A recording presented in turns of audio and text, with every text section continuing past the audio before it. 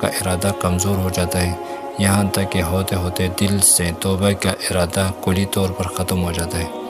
Number 8، ہر گناہ تباہ شدہ قوموں کی میراث ہے، اور اس کا ارتکاب کرنے والا اس کا وارث میراث بھی بدترین اور وراثت بھی بدترین ہوتا ہے، تو اس کی سزا بھی انہی کی قوم کی طرح ہوتا ہے۔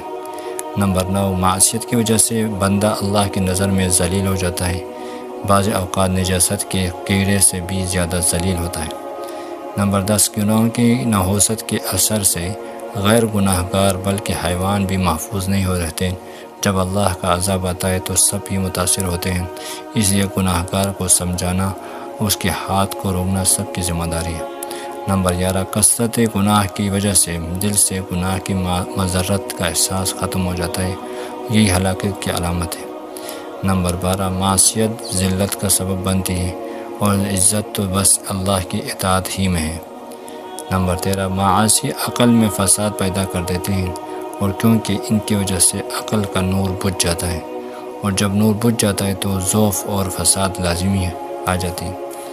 نمبر 14، بار بار برا کرنے کے سے دل پر مہر لگ جاتا ہے، پھر اس پر کوئی آیت، کوئی نشانی، کوئی حدیث، کوئی نصیحت اثر نہیں کرتی۔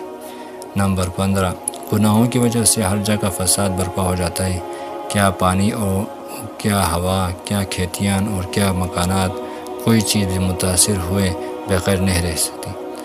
نمبر 16، معصیت حیا کو ختم کر دیتی ہے، حیا جو کہ دل کی زندگی ہے اور ہر خیر کی بنیاد ہے۔ حیا کے بغیر انسان کا ایمان پر باقی رہنا مشکل ہے، تو حیا ہی کی وجہ سے انسان جو ہے نا پاک دامن رہتا ہے، حیا کی وجہ سے ایمان محفوظ رہتا ہے، اور حیا کی وجہ سے گناہوں سے محفوظ رہتا ہے۔ حیا ختم ہوتی ہے تو دل کی زندگی بھی ختم ہوتی ہے۔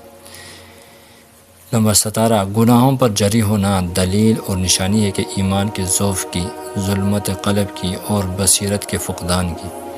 نمبر 18، جیسے گناہوں سے توبہ کی توفیق نصیب نہ ہو، وہ جان لے کہ اللہ تعالیٰ نے اس سے اس کی سرکشی کی وجہ سے نفس اور شیطان کے حوالے کر دیا ہے۔ نمبر 19، گناہ انسان کو احسانی کیفیت سے محروم کر دیتے ہیں۔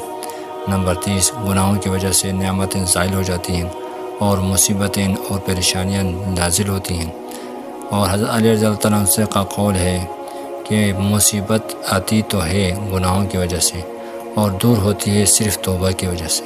اللہ رب العزت جو ہے نا ہم سب کو معصیت، گناہ، نافرمانی سے محفوظ رکھے اور اپنے اطاعت کرنے کی توفیق عطا فرمائے۔